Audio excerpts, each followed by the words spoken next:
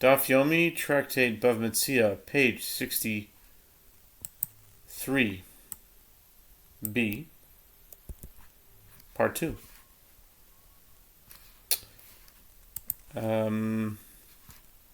Yes. With the words Rabba Rav Yosef to Amri Tervaihu. The Gemara addresses a related issue.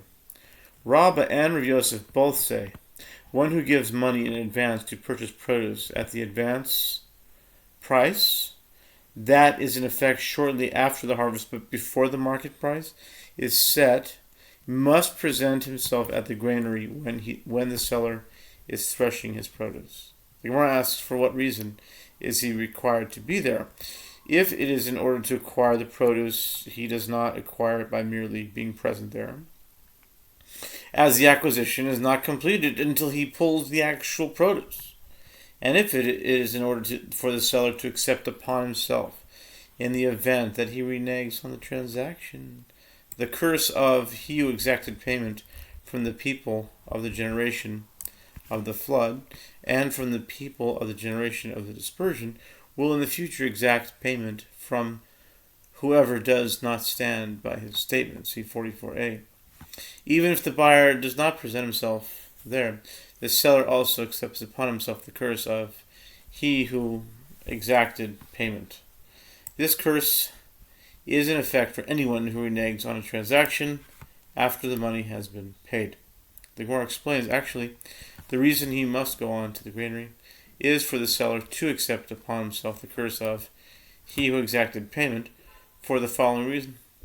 One who gives money in advance to purchase produce at the advance price gives it to 2 or 3 different sellers in order to ensure that he will collect a profit. Consequently, if he presents himself to the seller when he is threshing his produce, the seller relies upon him, as he knows the transaction will proceed.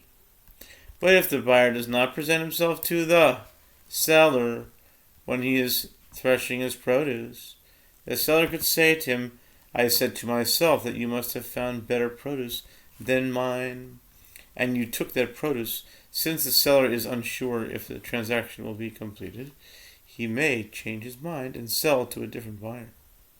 Rav Ashi said, now that you have said that the reason is due to the seller's relying upon him, it can be concluded that the buyer does not have to go to the seller's granary in order to convince him that he intends to uphold the transaction. Rather, even if the buyer finds the seller in the marketplace and says to him that he will not retract his offer to buy the produce, the seller will likewise rely upon him.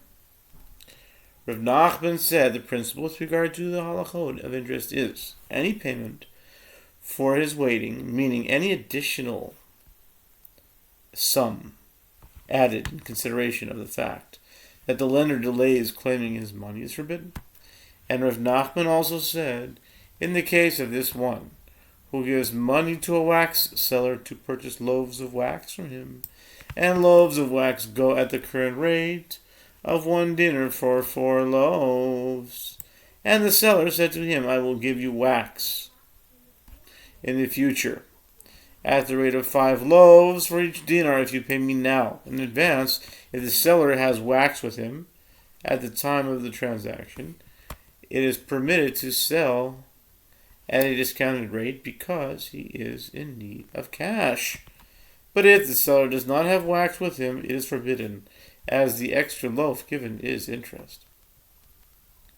The Gemara asks, isn't this obvious? The Gemara asks, isn't this obvious? It is clearly interest. The Gemara answers, no, it is necessary for a case where the seller has credit in the town, and therefore he could receive wax from others. It is necessary lest you say, since he has credit in the town, and could receive wax now, this should be similar to a case where he said, give me produce until my son comes, or until I find the key, and therefore it is permitted to give him money, as this is not considered a loan. See 75a. Rav Nachman therefore teaches us that since the loaves of wax still lack collection, meaning the seller does not actually own them, they are considered as though they were not in existence, which means the reduction in price is classified as interest. And Rav Nachman said, in the case of this one, who borrowed coins from another, and when he later counted them, he found an additional amount of money above the sum they agreed upon. If the addition was within the range that a person can make a mistake, the assumption is that the lender erred in his calculation, and therefore the borrower is obligated to return the extra coins to him.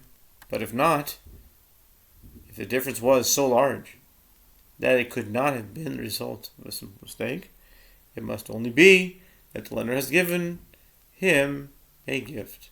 The Gemara inquires, what are the circumstances where the additional amount would be within the range that one can make a mistake? Rav Acha, the son of Yosef, said,